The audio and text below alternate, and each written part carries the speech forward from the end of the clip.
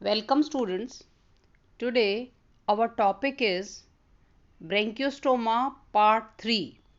पूर्व में हमने ब्रेंकियोस्टोमा के बारे में पढ़ा था। आज हम इसके डाइजेस्टिव सिस्टम या पाचक तंत्र के बारे में आपको बताएंगे। जो डाइजेस्टिव सिस्टम है इसके दो मुख्य पार्ट हैं। पहला एलिमेंट्री कैनाल जिसको आहार नाल कहते हैं, दूसरा डाइजेस्टिव ग्लैंड्स पाचक ग्रंथियां।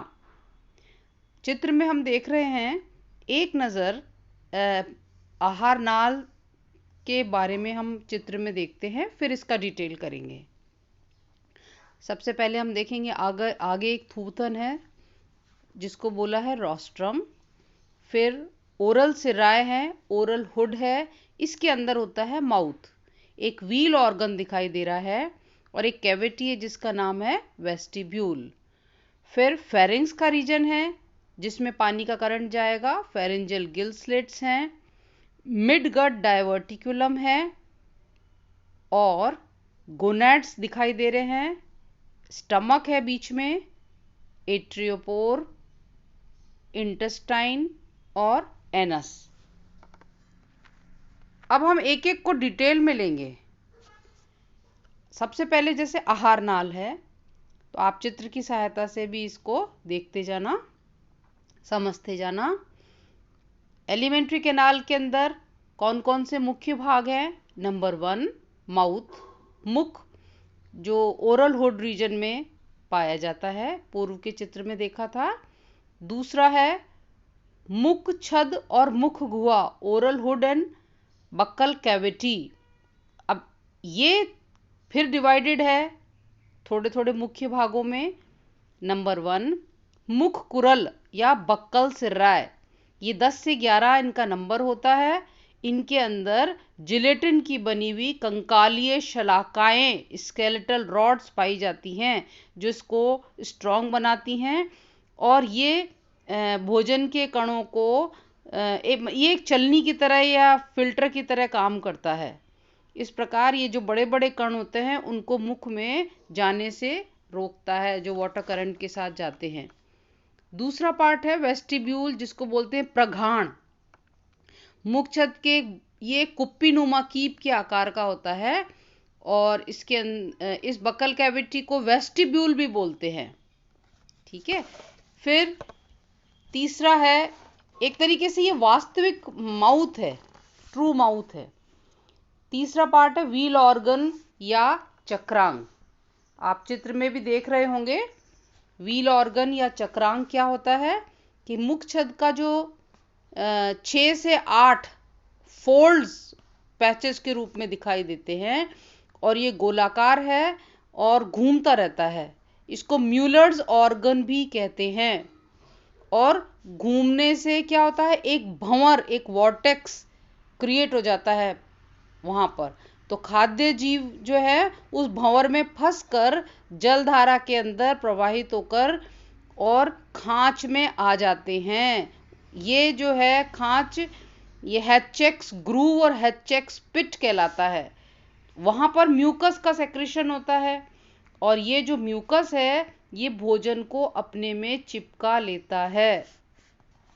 फिर तीसरा मुख्य पार्ट है गुंठिका और आंत्रमुख, वीलम एंड एंटीरोस्टोम। तो जो वेस्टिब्यूल है इसके अंदर वहां पर एक बहुत पतली सी लेयर होती है, मेम्ब्रेन की होती है, झिल्ली, तो वो पाई जाती है। फिर उसमें जो आंत्रमुख है इसमें बंद या खोलने के लिए इसमें मसल्स होती हैं। तो ये स्फिंक्टर्ड होता है, अपनी इच्छा से बंद करना और खोलना। इसमें 10 से 12 व्हीलर टेंटिकल्स भी पाए जाते हैं। ये क्या करते हैं, आंत्रमुख में से प्रवेश करने वाली जो वाटर करंट से जो फूड अंदर जाता है उसको छानने का काम करते हैं। नेक्स्ट इंपॉर्टेंट है फेरिंग्स। आहार नाल का ये सबसे बड़ा भाग है। और फिर ये जो फेरिंग्स है इसके अंदर एक बड़ी सारी कैविटी है जिसको बोलते हैं एट्रियम या पेरीब्रैंकियल कैविटी। इसके अंदर जो वॉल्स पाई जाती हैं, नेक्स्ट इंपॉर्टेंट पार्ट है इसका फेरिंग्स का, ग्रसनीय भित्ति और क्लोम छिद्र, pharyngeal wall and gill slits. ये आप चित्र में भी देख रहे हैं लेफ्ट साइड में, आप इसको देखते जाइए, समझते जाइए। तो ये 150 से 200 जोड़े तिरछे संकीर्ण स्टेज में पाए जाते हैं और इनके अंदर ब्रैंकियल अपर्चर्स, गिल स्लिट्स और गिल क्लेफ्ट्स जिसे कहते हैं। और ये जो फेरिंजियल कैविटी है, ये क्या करते हैं, फेरिंजियल और एट्रियल कैविटी को जोड़ते हैं आपस में। तो क्लोम छिद्रों पर जो गिल्स नहीं होते, ठीक है, और इसमें ब्रैंकियल लेमिला और गिल बार भी पाए जाते हैं। तो आप इसमें देख ही रहे हैं प्राइमरी गिल बार और सेकेंडरी गिल बार। बीच में आप देख रहे हैं एट्रियम की एपिथीलियम है और इसमें सीलिया है। आगे की तरफ जो सीलिया है वो फ्रंटल सीलिया है। पूरी बॉडी पे सीलिया पाए जाते हैं। इसमें ब्लड वेसल्स होती हैं, सीलोमिक कैनाल होती हैं और स्केलेटल रॉड होती है जो उसको स्ट्रेंथ प्रदान करती है। इस प्रकार से हम देखेंगे कि ये जो सीलिया हैं ये क्या करेंगे, मदद करेंगे वाटर करंट को चलाने में, जिससे कि भोजन आगे की ओर बढ़ जाए। फिर हम देखेंगे नेक्स्ट इंपॉर्टेंट है एंडोस्टाइल। एंडोस्टाइल अगर देखें तो इसकी एंडोस्टाइल हर्डमानिया की तरह ही होती है और ये एक क्या करती है, फर्श नीचे की ओर फर्श पर होती है और ये म्यूकस सेक्रीट करती है। इस म्यूकस के सेक्रीशन से जो भी फूड प्रोडक्ट्स वाटर करंट के साथ आते हैं वो इससे चिपक जाते हैं। बैरिंगटन ने 1968 में बताया था कि जो एंडोस्टाइल है ये वर्टिब्रेट्स की ये आगे जाके थायराइड ग्लैंड में परिवर्तित हो जाती है। नेक्स्ट है फिर एपीफेरिंजियल ग्रूव, खांच, ठीक है, जैसे आपने पूर्व में भी डायग्राम में देखा था, आप इसमें भी देख सकते हैं। फिर जो एपीफेरिंजियल ग्रूव है और फिर पेरीफेरिंजियल बैंड है। पेरीफेरिंजियल परिग्रसनीय पट्टियां, ये एक जोड़ी के रूप में होती है। फिर नेक्स्ट इंपॉर्टेंट है ईसोफेगस। तो ईसोफेगस एक छोटा सा नलिकाकार पार्ट है, ये ज़्यादा इंपॉर्टेंट नहीं है और ये फिर इंटेस्टाइन में खुलता है। नेक्स्ट इंपॉर्टेंट है इंटेस्टाइन। तो जो इंटेस्टाइन है उसके अंदर मिडगट और डाइवर्टिकुलम, इसमें क्या होते हैं, अर्धचंद्राकार लेटरल सीलियरी ट्रैक्ट पाए जाते हैं और इसके बीच में एक इलियोकोलिक रिंग पाई जाती है। तो ये इलियोकोलिक रिंग क्या करती है कि जो म्यूकस से लिपटा हुआ भोजन म्यूकस कॉर्ड के रूप में जो आता है उसको ये घुमाती जाती है और जो हाइंड गट के जो पीछे का हिस्सा है पश्चांत्र, तो वो और छोटा होता जाता है। इसके आगे के सिरे पर रेक्टम होता है। तो ये उसको इलियोकोलिक रिंग जब उसको घुमाती जाती है तो उसमें से भोजन निकल करके आगे पहुंचता जाता है। फिर जो अधपचा भोजन है वो लास्ट में एनस के द्वारा बाहर निकाल दिया जाता है। अब हम देखेंगे इसके साथ कि मुख्य इसकी फिजियोलॉजी क्या है, फिजियोलॉजी ऑफ डाइजेशन। उससे पहले इसकी पाचक ग्रंथियों के बारे में जानेंगे। तो जो पाचक ग्रंथियां हैं उनका नाम है जैसे मध्यांत्र अंधनाल, मिडगट डाइवर्टिकुलम, जिसको हम लिवर भी कहते हैं, और इसके अंदर जाइमोजन कोशिकाएं होती हैं जो एंजाइम्स का सेक्रीशन करती हैं और पाचन में मदद करती हैं। फिर नेक्स्ट देखेंगे फिजियोलॉजी ऑफ डाइजेस्टिव सिस्टम, पाचक तंत्र की क्रियाविधि। इसमें पहला स्टेप है भोजन क्या है। ब्रेंकियोस्टोमा एक सूक्ष्म भक्षी माइक्रोफेगस जंतु है, और जो वाटर करंट के साथ छोटे छोटे माइक्रो ऑर्गेनिजम्स, डायटम्स, प्रोटोजोआ ये आ जाते हैं, उन्हें ये खाता है। दूसरा है अशंसाधन फीडिंग मैकेनिज्म।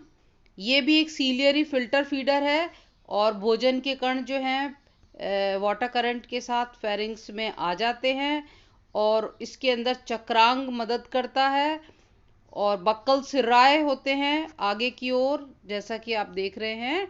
तो ये बक्कल सिराए क्या करेंगे कि एक छलनी का रूप बनाएंगे और बड़े बड़े पार्टिकल्स को अंदर जाने से रोकते हैं।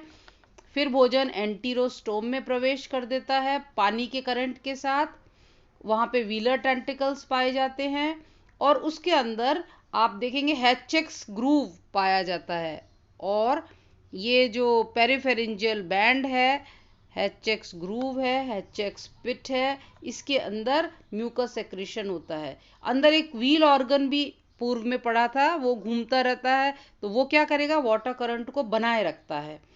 कभी कभी इसमें क्या होता है समय समय पर कि इसके छिद्र बंद हो जाते हैं, और छिद्र बंद होकर के जो मसल्स हैं वो एकदम से कॉन्ट्रैक्ट होती हैं, और इससे एक रिजेक्शन करंट उत्पन्न करते हैं ये। तो मुख के ऊपर अगर कोई बड़े पार्टिकल्स जैसे रेत है या भोजन के बड़े बड़े पार्टिकल्स हैं वो अगर आ जाते हैं, तो उनको ये समय समय पर दूर हटाता रहता है। अब फेरिंग्स के अंदर अगर आप देखें तो उसमें जो एंडोस्टाइल है उसमें एंडोस्टाइलर सीलिया होते हैं, तो सीलिया की मदद से भोजन वहां पे आता रहता है। तो फ्रंटल सीलिया और वो हमने अभी देखे थे, उन सीलिया से जो म्यूकस है उसके अंदर भोजन फंस जाता है, और वो एक खाद्य रज्जु या खाद्य बेलन, फूड कॉर्ड या फूड सिलेंडर के रूप में परिवर्तित होकर के ईसोफेगस में चला जाता है, और फिर पाचन होता है। नेक्स्ट हेडिंग है पाचन या डाइजेशन। पाचन में क्या है कि पाचक एंजाइम्स जो हैं वो इसमें पाए जाते हैं, और ये इलियोकोलिक रिंग छोटे बड़े भोजन के पार्टिकल्स को छोटे छोटे पार्टिकल्स में तोड़ता है, जिससे अधिक से अधिक एंजाइम्स उन पर कार्य कर सकें। इसमें जो पाचन है एंजाइम्स के द्वारा जो होता है, तो एक तरीके से ये पाचन मुख्यतया तो एक्स्ट्रा सेलुलर है, किंतु कभी कभी इसके अंदर जो सेल्स पाए जाते हैं उनमें अंतः कोशिकीय इंट्रासेलुलर पाचन भी होता है। ठीक है। ब्रेंकियोस्टोमा में जो एंजाइम्स हैं मुख्य रूप से वो है एमाइलेज, लाइपेस और प्रोटीएस। फिर इसमें जो पच जाता है भोजन वो अवशोषित हो जाता है, मध्यांतर में एब्जॉर्ब हो जाता है, और जो भोजन पच नहीं पाता वो फिर पीछे की ओर हम देखेंगे कि एनल रीजन से फीसेस के रूप में अंत में देखेंगे आप बाहर निकाल दिया जाता है। इस प्रकार ये खत्म होता है। नेक्स्ट फिर देखेंगे नेक्स्ट हेडिंग। थैंक्स।